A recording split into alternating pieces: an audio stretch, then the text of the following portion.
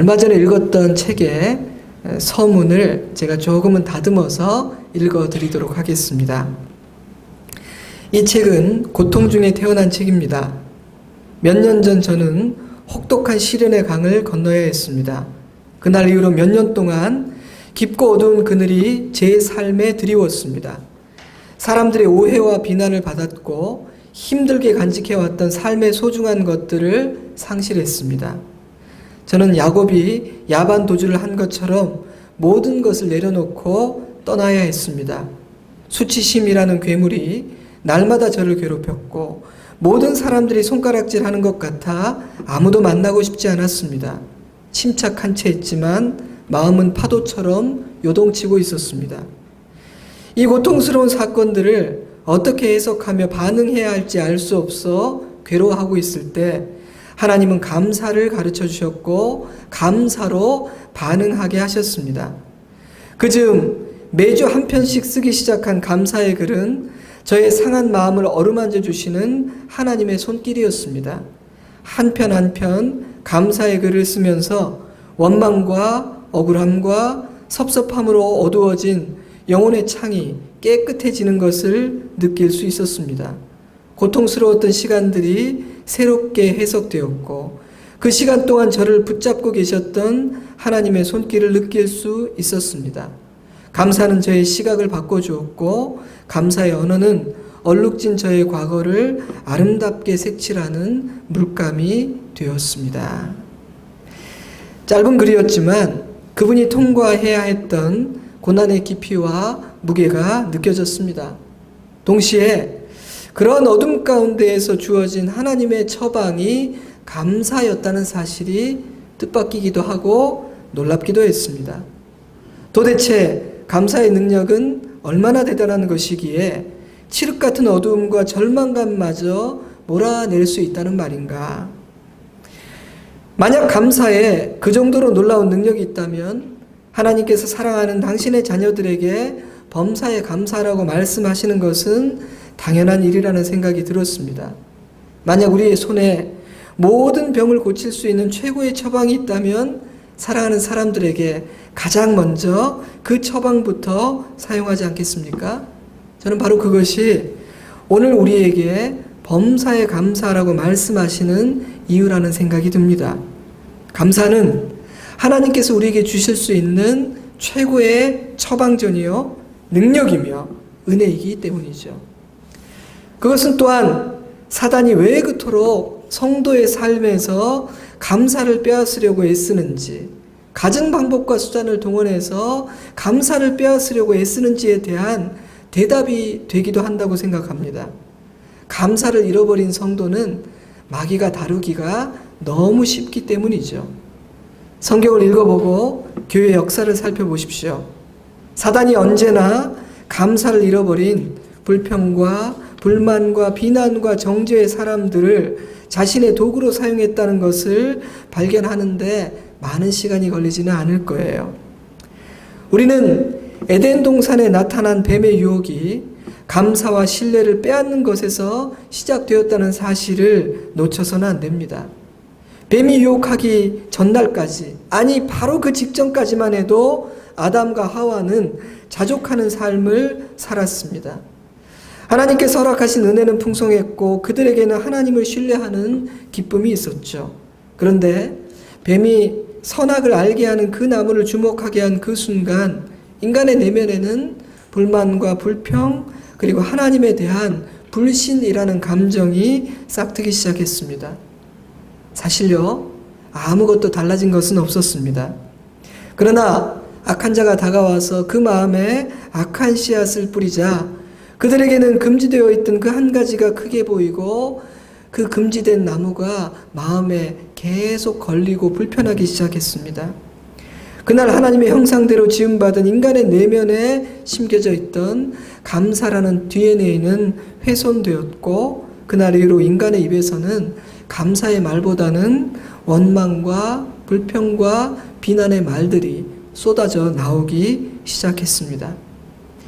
인간의 마음에서 감사를 빼앗아버린 사단은 쾌재를 불렀을 거예요. 감사를 잃어버린 마음이 얼마나 황폐해지는지 잘 알고 있었기 때문입니다. 하나님과의 관계, 그리고 사람과의 관계에서 감사가 사라져버릴 때 어둠이 밀려오기 시작합니다. 소망이 사라지고 절망이 자리 잡게 됩니다. 세워져 있던 것들은 허물어지고 하나였던 것들은 나누어지며 평화가 있던 곳에는 갈등과 다툼이 일어나게 됩니다. 감사가 사라져버린 삶, 감사가 사라져버린 가정, 감사를 잃어버린 교회에는 반드시 그런 일이 일어나게 되죠. 때문에 하나님은 사랑하는 자녀들의 삶에 감사를 되찾아주고자 하십니다. 감사를 잃어버린 사람의 삶이 얼마나 불행한지, 그로 인해 얼마나 파괴적인 일들이 일어나게 되는지 하나님은 잘 알고 계시기 때문이죠. 사단이 인간에게서 감사를 빼앗고 그 승리의 기쁨에 취해 있을 때 하나님의 아들 예수 그리스도께서 어린 아기의 몸으로 이 땅에 오십니다. 그리고 때가 참에 우리의 모든 죄를 지고 십자가에 달려 죽으심으로 우리 안에 감사의 DNA를 회복시키시고 우리를 모든 죄와 사망과 어둠의 권세에서 자유하게 하셨습니다. 때문에 이제 하나님은 범사에 감사하라고 자신 있게 말씀하십니다. 다시 태어난 하나님의 자녀들에게는 범사에 감사할 수 있는 그 놀라운 능력이 회복되었기 때문이죠. 때문에 그리스도인들에게는요, 원망하고 불평하고 시기하고 비난하는 일보다 감사하는 일이 훨씬 어울립니다. 그리스도인은 감사하는 사람입니다. 원망과 비난과 불평과 시기, 질투와 같은 것들은 그리스도인에게는 더 이상 어울리지 않는 옛사람의 옷입니다. 그러므로 신앙생활을 하면 할수록 감사가 더 풍성해지는 것이 정상적인 일이죠. 그럼에도 불구하고 우리는 왜 범사에 감사할 수 없는 것일까요? 왜 감사가 풍성하지 못하거나 아예 감사를 잃어버린 그리스도인들도 적지 않은 것일까요? 물론 우리는 목사님, 저의 삶의 현실이 그렇게 감사할 만하지가 않아요. 감사하지 못할 일들이 너무나 많이 있어요. 라고 말할지도 모릅니다. 하지만 하나님께서 그런 우리의 현실과 이 땅의 삶을 모르기 때문에 너무나 무식하게도 범사에 감사하라고 말씀하신 걸까요? 그렇지는 않을 것 같죠. 그렇다면 우리는 왜 범사에 감사하지 못하는 것일까요? 그 이유는 어쩌면 많은 그리스도인들이 그다지 건강하지 않기 때문인지도 모르겠습니다. 병이 들었다는 말입니다. 어딘가 고장이 났다는 말입니다. 오랜 시간 두통이 멈추지 않거나 계속해서 장기침을 하면 몸에 무엇인가 문제가 있다는 신호입니다. 저는 우리의 삶에서 감사가 사라지는 현상은 우리의 심령에 무엇인가 문제가 생겼다는 신호라고 생각합니다. 그리스도인은 하나님의 자녀로 거듭난 사람들이죠. 물론 외적으로 크게 달라진 것은 없지만 그 내면과 뿌리가 달라진 사람들입니다. 하늘의 시민권을 갖게 되었습니다. 하나님을 아버지라 부르게 되었습니다. 이제 더 이상 세상의 영을 따르지 않고 성령 하나님의 인도하심을 따라 살게 된 사람들입니다. 때문에 그리스도인들 안에는 여러 가지 변화가 나타납니다. 이제 예전과 똑같이 살아가는 것들이 왠지 불편해지기 시작합니다. 저는요, 거듭난 그리스도인들에게 나타나는 중요한 변화 중에 하나는 이전보다 더 감사가 풍성해지는 것이라고 생각합니다. 이전보다 더 감사의 말을 더 많이 하게 되는 것이라고 생각합니다. 이것은 기질의 문제가 아닙니다. 무뚝뚝하냐 아니냐의 문제도 아닙니다. 그 어떤 성품과 기질을 가졌던 예수 믿고 거듭난 하나님의 자녀들에게 감사가 더 풍성해지는 것은 지극히 당연하고 지극히 정상적인 일입니다. 그러므로 만약 그렇지 않다면 이거 내 안에 무슨 문제가 있구나, 이게 어떤 바이러스가 침투했구나, 이렇게 생각하면 틀림없습니다. 여러분이 갑자기 시야가 흐려지고 말이 어눌해져서 거울을 보았더니 얼굴 한편이 일그러져 있다고, 삐뚤어져 있다고 상상해 보십시오. 여러분 어떻게 하실 것 같아요? 아마 여러분은 당장 병원으로 달려갈 것입니다. 선생님, 큰일 났습니다. 제 얼굴 좀 보세요. 제가 말이 막 나오지가 않습니다. 근데 여러분, 우리의 삶에서 감사가 사라질 때 우리는 어떻게 반응하고 어떤 조치를 취합니까? 감사의 말이 나오지 않는 것을 우리는 심각하게 여기고 있습니까? 저는 그것은 결코 가벼이 여길 일이 아니라고 생각합니다. 감사가 사라진다는 것은요, 우리 안에 어떤 문제가 있다는 것을 의미합니다. 무엇인가 고장이 났다는 것이죠. 반대로 우리에게서 감사가 회복된다는 것은 우리가 참 건강해지고 있다는 신호입니다. 때문에 감사는 우리의 영적 건강의 중요한 바로미터 중에 하나인 것이죠. 자, 그렇다면 무엇이 우리를 병들게 하는 것일까요? 저는 때로는 자기의와 율법주의라는 바이러스가 우리를 병들게 하는 것 같습니다. 여러분, 자기의가 강한 사람은 범사에 감사할까요? 아니면 불평하고 비난할까요? 자기의와 율법주의는요, 하나님의 은혜와 정반대편에 서 있는 것들이기 때문에 그곳에는 감사가 있을 수 없습니다. 자기의가 강했던 바리새인과 서기관들은 감사의 사람이 아니었죠. 그들은 비난하고 정죄하고 불평하는 사람들이었습니다. 그들은 꼬투리를 잡는 사람들이었고 생각이 삐뚤어진 사람들이었기 때문에 예수님은 그들을 회칠한 무덤과 같다고 말씀하셨습니다. 우리는 범사에 감사하는 사람은 생각이 없는 수능적이고 나약한 사람이며, 비판적이고 시니컬한 사람은 지적이고 의로운 멋진 사람이라고 착각할 수도 있습니다. 하지만 여러분, 그것은 사실이 아니에요. 감사가 풍성한 사람은 바보들이 아닙니다. 그들은 생각이 없고 판단력이 없고 분별력이 없기 때문에 범사에 감사하고 모든 것을 은혜로 해석해내는 사람들이 아닙니다.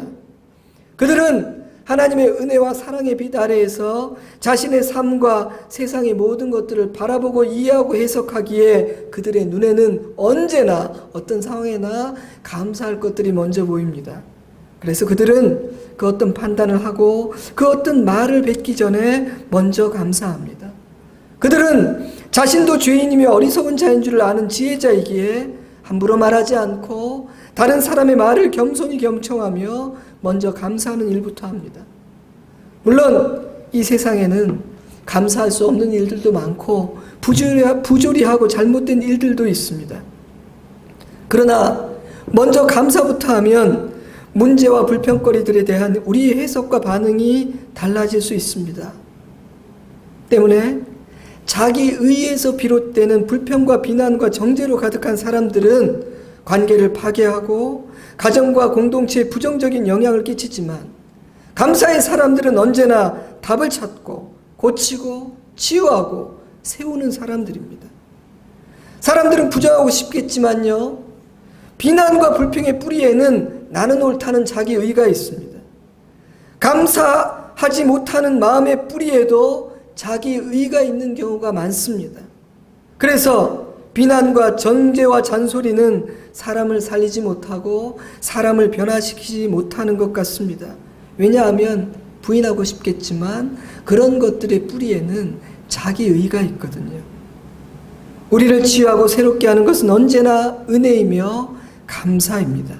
때문에 성경은 자기의와 율법주의라는 이 치명적인 바이러스를 매우 심각하고 진지하게 다룹니다. 그 바이러스는 우리에게서 은혜와 감사를 빼앗아갈 뿐 아니라 결국은 나를 죽이고 다른 사람도 죽이게 되기 때문이죠. 우리가 건강을 잃게 되는 또 다른 이유는 이 하나님과의 관계가 친밀하지 않기 때문일 수도 있습니다. 이 관계에 문제가 있기 때문일 수도 있습니다. 여러분, 아버지와 두 아들의 비유를 기억하시죠? 큰아들에게는 감사가 없었습니다. 그는 아버지에게 불만이 많았는데 아버지의 재산을 탕진하고 돌아온 둘째를 위해 아버지가 잔치를 베풀었을 때 이 첫째의 불만은 폭발해버리고 맙니다. 근데 제가 이 비유를 묵상하면서 드는 생각은요, 이상하게도 이 첫째 아들은 아버지하고 별로 친해 보이지가 않는다는 거예요. 여러분은 어떤지 모르겠는데 저에게는 이상하다. 왜 이 첫째는 아버지하고 별로 친하지가 않은 것 같지? 오히려 둘째는 방탕하기는 했지만 아버지와 대화하고 감정적인 교류도 나누고 있는 것처럼 느껴지는데, 이상하게도 이 첫째는 아버지의 밭에 나가 일하는 충성스러운 아들이란 이미지는 있는데 아빠하고 친한 아들같이 느껴지지가 않는 거예요. 저는 문득 이런 생각이 들었습니다. 어쩌면 그래서 이 아들은 매일 밭에 나가서 열심히 일했는지도 모르겠다. 무슨 말이냐 하면, 첫째 아들은 아버지와의 친밀한 관계 안에서 나누는 교제를 통해서 자신의 정체성을 찾으려 한 것이 아니라 밭에 나가서 하는 일을 통해서 자신의 정체성을 찾으려 했다는 것입니다. 때문에 첫째가 자신의 정체성을 발견하고 마음의 안정감과 평안을 누릴 수 있는 곳은 아버지의 집이 아니라 아버지의 밭이었는지도 몰라요. 때문에 저는 이 첫째를 생각할 때마다 밭에서 열심히 일하는 충성스러운 아들이라는 느낌은 드는데, 아버지의 집에서 아버지와 교제하는 아들, 아버지와 참 가깝고 친밀한 아들이라는 느낌이 들지가 않더라고요.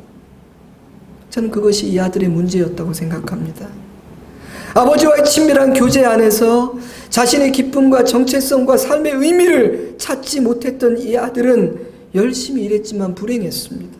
많은 것을 누리고 있음에도 불구하고 그의 얼굴은 평안하지 않았고 그에게는 감사가 없었습니다.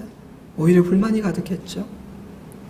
사랑하는 성도 여러분, 우리는 아버지와 친합니까? 아버지와 못할 말이 없을 정도로 막역합니까? 아버지의 집에 있는 것이 기쁨이 됩니까? 우리는 아버지와의 교제와 친밀한 관계 안에서 기쁨을 찾고자 합니까? 우리의 정체성과 삶의 의미를 발견해야 되는 곳은 아버지의 밭이 아니라 먼저 아버지의 집이어야 합니다. 그 순서가 잘못되어 있을 때 우리는 병들게 되고 감사를 잃어버리게 되죠. 그러므로 여러분, 감사를 회복하기 원하십니까? 아버지와 친해지세요. 아버지와의 관계를 회복하십시오. 그것을 가장 중요히 여기셔야 합니다. 또 어쩌면 지나온 우리 삶의 어떤 경험들 때문에 나의 어떤 부분이 고장났거나 병들었을 수도 있어요. 우리의 삶에 부정적인 영향을 끼친 경험들은 내가 알고 있는 것일 수도 있고 내가 인식조차 못하고 있는 어떤 것일 수도 있습니다. 그러나 그런 경험과 사건들은 우리의 발목을 잡고 새로운 삶으로 나아가는 것을 방해할 뿐 아니라 우리를 파괴하고 있을 수도 있기 때문에 시간을 내어서 우리 자신을 성찰해보고 또 누군가의 도움을 받아서라도 나를 객관적으로 바라보는 것은 참 중요하고 의미 있는 일인 것 같아요. 제가 자주 말씀드리죠. 저는 저를 몰랐었더라고요. 저는 이제서야 저를 조금씩 알아가는데 그것이 얼마나 저에게 유익하고 저에게 자유함을 주는지 몰라요. 특별히 우리의 삶의 여정에서 가정이 정말 중요해요. 특히 부모의 영향력은 너무 중요합니다. 물론 그 부모의 영향력이 절대적이라거나 결코 벗어날 수 없다고 말할 수는 없지만 그 그림자가 크다는 것 아무도 부인할 수 없겠죠.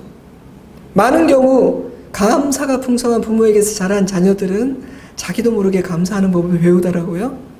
그러나 불평하고 비난하는 부모에게서 자란 자녀들은 자신도 그것을 지긋지긋해 했음에도 불구하고 부모의 길을 답습하는 경우도 많이 봅니다. 때문에 부모가 어떤 말을 하고 자녀와 어떤 관계를 맺어가는지는 너무나 중요하죠. 부모의 모든 것은 자기도 모르게 자녀들에게 묻어나니까요. 특별히 말을 조심해야 되죠. 그러므로 만약 여러분에게 부모로부터 받은 선한 영향력이 있다면 그것을 하나님께 진심으로 감사하세요. 그리고 자신에게 남아있는 부정적인 영향력이 나도 모르게 자녀들에게 부정적인 영향을 끼치지 않도록 기도하셔야 합니다. 우리가 건강하지 않기 때문에 우리는 범사에 감사하지 못하는지도 모릅니다. 또 다른 이유는 우리의 감사의 이유와 기준이 잘못되었기 때문일 수도 있습니다. 우리는 언제 감사하는 마음을 갖게 되고 또 언제 불평하는 마음을 갖게 되나요? 우리는 언제 감사하는 말을 하게 되고 또 언제 비난과 판단의 말을 쏟아내게 됩니까? 여러분, 종이를 꺼내서 왼편 오른편 쫙 갈라놓고 내가 감사하는 이유, 그리고 내가 도저히 감사할 수 없고 불평을 갖게 되는 이유들을 한번 쭉 적어보세요. 저는 적어보는 게 참 중요한 것 같더라고요. 객관화되고 깨닫게 되고 발견하게 됩니다. 드러나게 되더라고요. 만약 그 이유들이 잘못되었다거나 그 기준이 잘못 설정되어 있다고 생각된다면 우리는 범사에 감사할 수가 없을 거예요.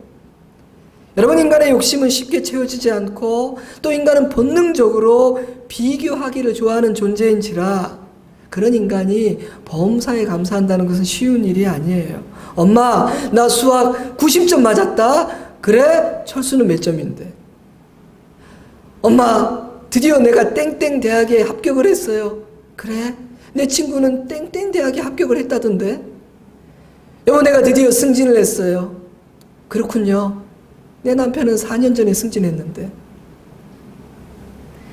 비교가 감사의 이유가 되고 감사의 기준이 될 때 우리는 범사에 감사할 수 없을 뿐 아니라 거의 감사할 수 없을 거예요. 저는요, 나보다 못한 사람과 비교하면서 감사하는 것도 별로 건강한 감사는 아니라고 생각합니다. 물론 우리보다 어려운 환경의 사람들을 보며 배우고 나는 감사할 만한 일들이 더 많은데 참 부끄러워라고 생각하는 것은 성실한 일이겠지만 그 역시도 비교로 인한 감사이기 때문에 건강한 감사는 아니라고 생각해요. 참된 감사는 비교가 아니라 자족하는 마음에서 비롯된다고 생각합니다. 자족이란 나보다 더 가진 사람과도 나보다 덜 가진 사람과도 비교하지 않고 하나님께서 오늘 나에게 허락하신 모든 것을 감사함으로 받는 마음을 뜻합니다. 내게 허락하신 것이 충분하고 넉넉하다는 믿음에서 나오는 감사가 자족입니다. 때문에 자족하는 사람들은 다른 사람의 삶을 기웃거리지 않습니다. 범사에 감사하는 사람들의 감사의 이유는 영원하고 변하지 않는 영적인 가치들입니다. 보이는 것이 아니라 보이지 않는 것들까지도 그들의 감사의 이유가 되죠. 그것이 그들이 범사에 감사하는 이유입니다. 만약 우리의 감사가 오직 세상 것들로 말미암는다면 저와 여러분 중에 범사에 감사할 수 있는 사람은 거의 없을 거예요. 저만 해도 저보다 나은 형편의 사람들은 차고 넘치는 걸요. 때문에 범사에 감사하라는 말씀 안에는 하나님의 자녀들에게는 이 세상 사람들을 알지 못하는 그런 감사 이유들이 있다는 말씀이기도 하다고 생각해요. 물론 세상에서 성공하고 원하는 것을 얻게 되는 것은 감사한 일입니다. 친구 아들이 모두가 부러워하는 좋은 직장에 입사하게 되었는데 그런 걸로 기뻐하다니 유치하다. 그런 세상적인 가치가 뭐가 중요해? 하나도 기뻐할 일이 아니야 라고 말하는 사람이 정상적인 사람일까요? 저는 그렇게 말하는 사람은 영적인 사람이 아니라 그냥 심보가 고약한 사람이라고 생각해요. 우리는 이 세상에서의 성공과 성취에 대해서도 감사해야 되고 함께 기뻐해 주어야 합니다. 그러나 만약 그것이 전부라면 우리는 범사에 감사할 수는 없을 거예요. 왜냐하면 우리는 항상 성공하고 원하는 모든 것을 다 가지는 것은 아니잖아요. 때문에 범사에 감사하려면 우리에게는 그보다 더 크고 남다른 특별한 감사 이유들이 있어야 한다고 생각해요. 우리는 우리를 향한 하나님의 사랑과 은혜로 인해 감사해야 합니다. 기도할 수 있음을 감사해야 하고 오늘도 하나님의 말씀을 묵상할 수 있음을 감사할 수 있어야 합니다. 하나님의 보호하심과 인도하심 안에서 하루를 마감하고 잠자리에 들 수 있음을 감사해야 하며 오늘도 일용할 양식을 주심을 감사해야 합니다. 천국에 갈 수 있다는 사실을 감사해야 되고 오늘도 함께 예배드릴 수 있는 교회 주심을 감사해야 합니다. 우리는 익숙해지면 감사를 잃어버리게 되는 것 같아요. 여러분 가끔씩 홍해가 갈라지는 삶을 원하십니까? 아니면 날마다 그런 홍해가 갈라지는 그런 기적은 없지만 그저 하나님의 신실한 사랑 안에서 날마다 조금은 평범해 보이지만 그렇게 살아가는 삶을 살기를 원하십니까? 어느 것이 더 감사한 일일까요? 죽을 고생을 하다가 한 10년에 한 번쯤 홍해가 갈라지는 삶이 더 감사한 삶이라고 우리는 착각하는 것 같아요. 우리에게 날마다 주어지는 그 은혜들이 얼마나 감사한 일인지를 잊어버리는 경우가 많습니다. 익숙해지니까요. 제가 아주 어려움이 있었던 교회를 섬긴 적이 있습니다. 정말 교회가 너무나 큰 어려움이 있었죠. 그분들이 몇 년 동안 기도했던 것은 제발 주일 예배를 평안히 마음껏 자유롭게 드릴 수 있으면 좋겠다. 그 이상의 소원은 없어. 마침내 교회가 안정이 되고 정리가 되어서 평안 가운데 예배를 드리게 된 그 주일날 정말 감격의 눈물이 흘렀어요. 똑같은 찬양인데 그날 부르는 찬양은 아니 무슨 뭐 오케스트라 없는데도 어찌나 웅장하고 뜨겁고 간절한지 모르겠습니다. 매주 드리는 예배가 이렇게 특별한 것이구나. 잃어버렸다가 되찾으니까 그것이 감사한 줄 알고 감사하게 되었어요. 안타깝게도 오래 가진 않았습니다. 그것이 우리 인간의 연약함인 것 같아요. 저는 우리가 언제 밥을 사고 교회는 어떤 일이 있을 때 감사하고 기뻐하는지를 한번 생각해 보았습니다. 우리는 보통 교회가 성장하고 재정이 늘어나고 새로운 건물을 짓게 될 때 감사하게 됩니다. 그럴 때 왠지 하나님은 살아계신 것 같고 우리를 특별히 사랑하신 것 같다는 느낌을 받게 되죠. 물론 감사한 일입니다. 저는 우리 교회도 그런 일이 있으면 감사할 겁니다. 하나님이 그런 일을 주시겠다는데 굳이 마다하지는 않을 거예요. 그러나 저는 교회는 잃어버린 한 영혼을 찾은 것을 진심으로 감사할 수 있었으면 좋겠습니다. 한 사람의 삶이 변화된 것이 교회의 감격이 되었으면 좋겠습니다. 원수졌던 사람들이 화해를 하고 나누어져서 불편했던 사람들이 손을 잡게 되고 작년보다 올해 더 성숙해지고 어른스러워졌음이 우리의 감사의 이유가 될 수 있으면 좋겠습니다. 교회가 감사하는 이유가 세상 사람들이 감사하고 좋아하는 이유와 하나도 다를 바가 없다면 그리스도인의 나은 점이 무엇일까요? 우리가 범사에 감사하지 못하는 또 다른 이유는 우리에게 감사의 실력이 아직 부족하기 때문일지도 모릅니다. 저는 오직 감사할 일만 있는 사람도 그리고 너무너무 불평한 일만 있는 사람도 없다고 생각합니다. 모든 사람들의 매일의 삶에는 감사할 일과 불평할 일들이 뒤섞여 있죠. 그러므로 중요한 것은 실력입니다. 모든 상황들을 바라보고 해석하는 관점과 실력이 감사하는 사람이 되느냐 불평의 사람으로 살아가느냐를 가른다고 생각해요. 지난 6월에 있었던 일입니다. 제가 미국에서 섬겼던 교회 집사님 딸이 잠시 한국에 방문했습니다. 열심히 아르바이트를 해서 모은 돈으로 휴가도 보내고 그 자매가 빵 만드는 일을 하는데 빵을 만드니까 안경을 끼고 있어서 늘 서리가 껴서 너무 불편해서 한국에 와서 라식 수술을 하려고 왔어요. 그런데 이 자매가 서울의 어느 지하철역에서 쓰러져서 뇌사 상태에 빠지고 맙니다. 그날 저녁에 병원에서는 그 딸을 포기했습니다. 중환자실 앞에서 공항에서 병원을 향해 오는 그 부모를 기다리는 제 마음은 매우 복잡했습니다. 어제까지만 해도 멸정했던 딸, 가족 중에서 가장 하나님을 사랑하고 참 부모의 마음을 헤아렸던 딸이 자기가 모은 돈으로 휴가 보내고 라식 수술하러 왔다가 식물인간이 되었다. 제가 어떤 말로 위로할 수 있겠습니까? 근데 놀랍게도 그 집사님 부부는 참 의연하게 그 현실을 받아들이고 딸의 손을 잡아주었습니다. 물론 많이 우셨어요. 이 아이가 장기 기증을 하고 떠났는데 그 장기 기증을 하기 위한 수술실로 내려가는 그 직전까지 물론 아무런 반응을 못했지만 그 아이의 귀에 대고 부모는 계속해서 고마움과 미안함과 아쉬움을 이야기해 주었습니다. 하지만 두 분은 사랑하는 딸이 천국에 가게 되었음을 하나님께 감사했습니다. 온 가족이 모여 마지막 예배 드릴 수 있었음을 진심으로 감사했고 6분에게 장기를 나누어 주고 새 삶을 허락할 수 있었음을 진심으로 감사하셨습니다. 모든 장례 일정을 마치고 그 주일 우리 좋은 씨앗교회에 오셔서 예배를 드리고 미국으로 떠나셨죠. 솔직히 저는 그분들을 다시 보았습니다. 저는 그분들에게 그 정도의 실력이 있는지 몰랐더라고요. 사랑하는 성도 여러분, 감사에는요 실력 차이가 있습니다. 어찌 보면 감사라는 영역만큼 실력 차이가 분명하게 드러나는 영역도 없는 것 같다는 생각이 듭니다. 평균 이상으로 감사할 일이 많아 보임에도 불구하고 그 입에서 감사의 말을 들을 수 없고 그 표정에서 감사가 느껴지지 않는 사람도 있습니다.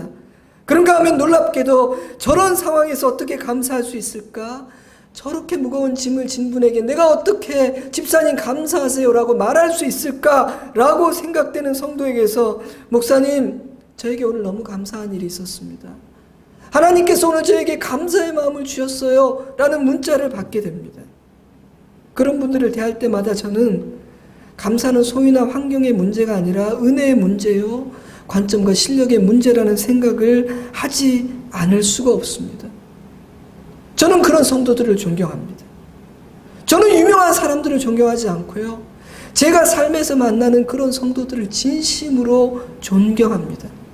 제가 근데 존경한다는 표현을 쓰면 우리 성도들은 굉장히 그걸 좀 이렇게 불편해하고 부담스러워 하더라고요. 존경이라는 말을 아무한테나 쓴 말이 아닌데. 아니요. 여러분 우리는 그런 사람 만나면 존경한다고 말해야 돼요. 엉뚱한 사람, 잘 알지도 못하는 사람한테 막 존경한다고 말하지 말고 그런 분들의 손을 잡고 자매님 존경해요. 형제님 존경합니다. 나도 당신의 감사의 실력을 배우고 싶어요 라고 말해야 해요. 감사는 표현될 때만 능력이 되고 강해집니다. 우리는 태어날 때 감사의 근육을 가지고 태어나죠. 그러나 그 근육은 오직 훈련을 통해서 강해지고 성장합니다. 오랫동안 깁스를 한 분이 그 깁스를 풀어보면 뼈만 남아있고 근육이 다 사라져 있죠. 그 근육을 되살리는 방법은 한 가지밖에 없어요. 약 먹고 이런다고 되지 않습니다. 써야 됩니다. 다시 그 근육을 열심히 쓰면 다시 근육이 생기죠. 그러니 여러분, 만약 여러분 안에 감사의 마음이 있다면 품고만 계시지 마세요. 혹시 내 안에 감사가 있다는 것을 눈치챌까봐 겁내고 감추지 말고 감사를 표현하고 드러내세요. 하나님 앞에, 사람 앞에 감사를 표현하세요.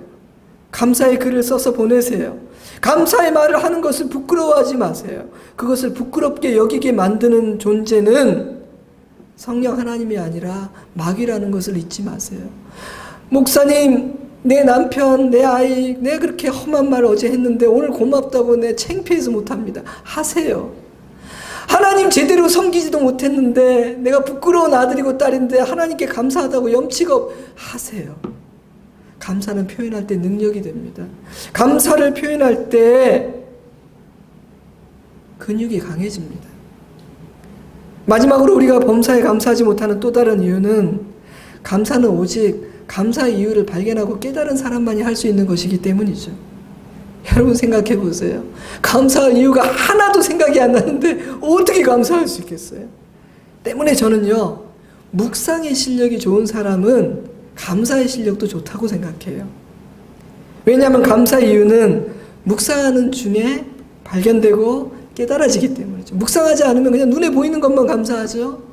묵상하는 사람은요, 다른 사람이 보지 못하는 것을 보기 때문에 감사하게 됩니다. 묵상의 자리에 하나님이 임하시고 우리의 눈을 열어주거든요.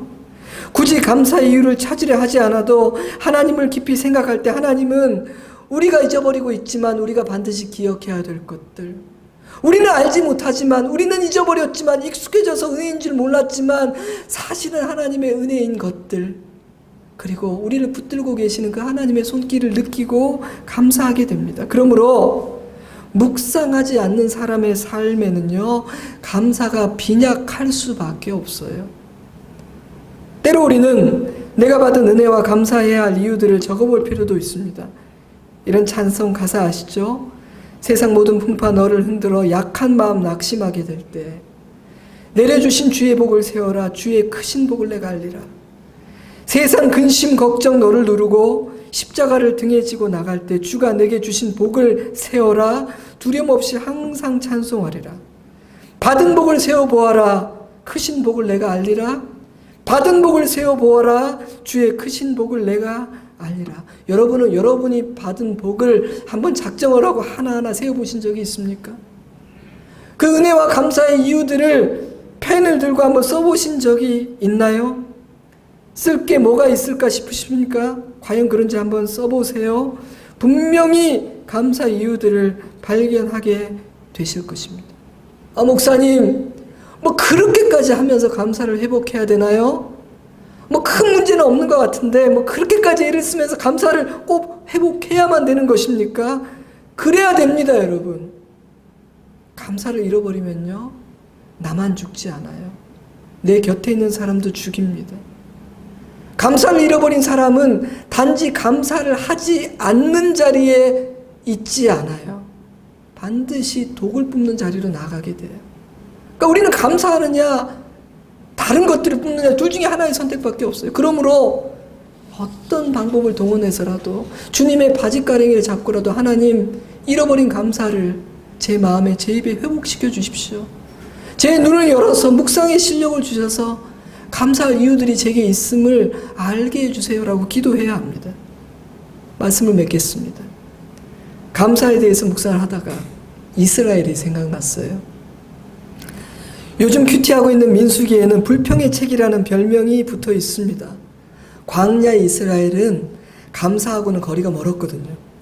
그들은 걸핏하면 하나님과 모세를 원망하고 비난하고 불평하는 아주 불평의 대가들이었죠. 그럼 애굽에서는 어땠나요? 그들은 애굽에서도 불평했고요. 그들은 애굽에서도 서로를 손가락질하고 비난하는 삶을 사는 사람들이었습니다. 그럼 여러분, 그것이 그들의 운명인가요? 그들은 감사는 글러먹은, 그냥 그렇게 원망하고 비난하다가 죽을 수밖에 없는 운명을 갖고 태어난 사람들일까요? 아닙니다. 그들에게는 기회가 있었습니다.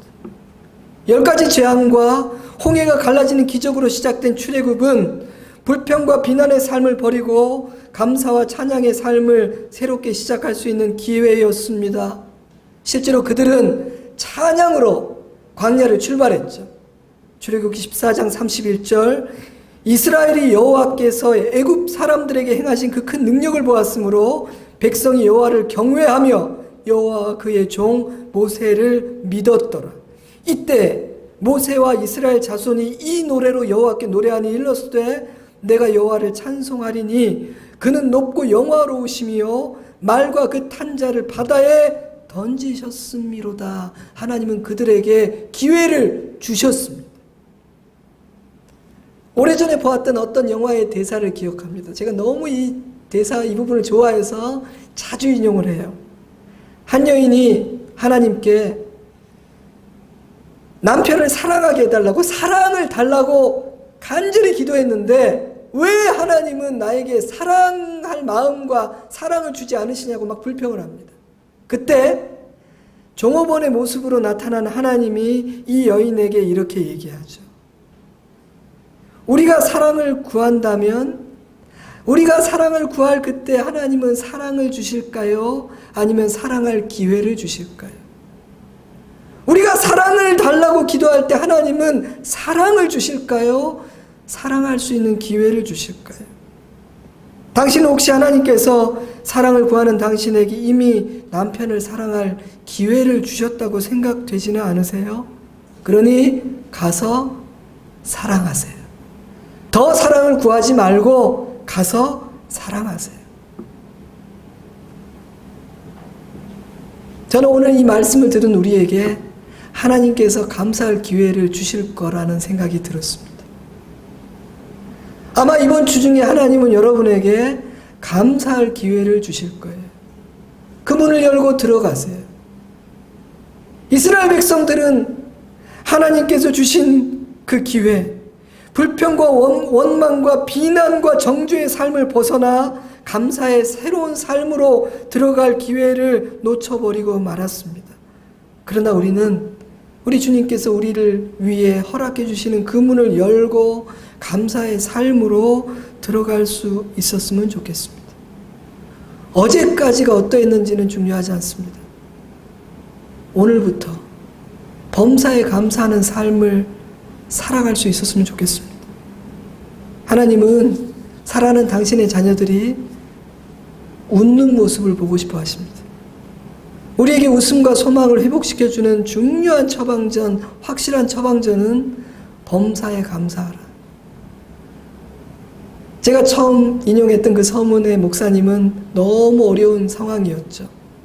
저는 어이없었을 것 같기도 해요. 내가 지금 죽을 병에 걸려서 죽을 것 같습니다 했더니 쪽지 한 장을 주면서 이 처방이다. 펼쳐보았더니 범사에 감사하라. 하지만 오늘 우리는 왜 하나님께서 우리에게 그렇게 말씀하시는지를 알게 되었습니다.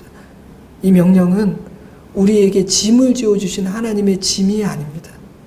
이 말씀은 우리를 살리는 하나님의 말씀이고 은혜고 사랑입니다. 같이 기도하겠습니다. 사랑하는 성도 여러분, 감사에 대해서 생각을 해보았습니다.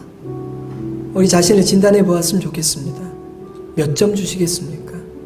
지금 우리는 이 감사라는 바로미터를 볼 때 건강한 상태인 것 같습니까? 아니면 그래 어딘가 고장이 나 있어, 뭔가 문제가 있어 라고 생각을 하게 됩니까? 하나님 앞에 기도했으면 좋겠습니다. 하나님, 내가 하나님의 자녀인데 아버지의 집에 거하는 아들이요 딸인데 왜 제게 감사가 풍성하지 않을까요?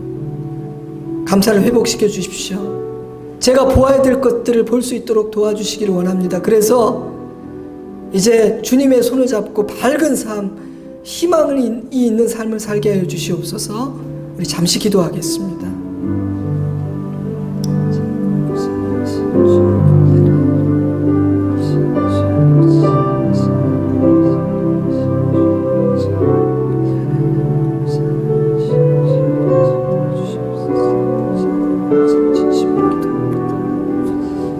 참 좋으신 하나님, 우리의 감사의 이유가 되시고 우리로 감사할 수 있도록 도우신 하나님 감사드립니다. 기뻐할 일이 없다, 감사할 일이 없다고 말하는 시대입니다. 그래서 우리가 범사에 감사할 수 있는 존재라는 사실이 얼마나 감사하고 든든하고 소망이 되는지 모르겠습니다. 어쩌면 지금 이 순간에도 마귀는 우리에게 감사할 수 없다고 말하고 있는지도 모릅니다. 우리의 감사를 지금도 빼앗아가고 있는지도 모르겠습니다. 주님, 우리의 마음과 생각을 지켜주십시오. 그리고 우리로 하여금 감사할 수 있는 이유들을 보게 하시고 발견하게 하시고 깨닫게 하시고 감사를 우리의 입으로 표현함으로 새로운 세계를, 주님께서 주시는 새로운 세계를 경험하게 하여 주시옵소서.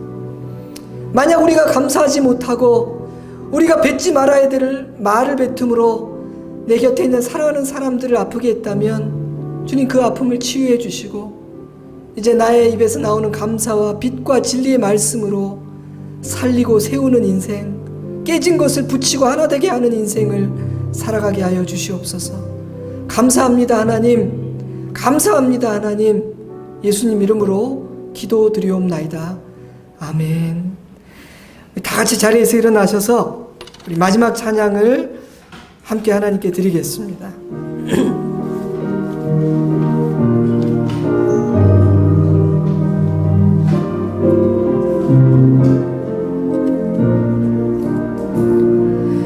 내 맘이 낙심되며 근심에 눌릴 때 주께서 내게 오사 위로해 주시네. 가는 길 캄캄하고 괴로움 많으나 주께서 함께하며 내 짐을 지시네. 주 내가 내게 족하네. 그 은혜가 족하네. 이 괴로운 세상 나 지날 때 그네가 내게 족하네. 그네가 내게 족하네. 그네가 족하네. 이 괴로운 세상 나 지날 때 그네가 족하네. 사랑하는 성도 여러분, 그 은혜가 족하다는 고백은 지나온 날을 돌아보니 그 은혜가 좋겠습니다라는 고백이기도 하고요. 아버지, 나의 남은 날에도 그 은혜가 족할 것을 제가 믿음으로 고백합니다라는 고백이기도 합니다. 오늘 이 고백이 우리에게 있기를 바랍니다.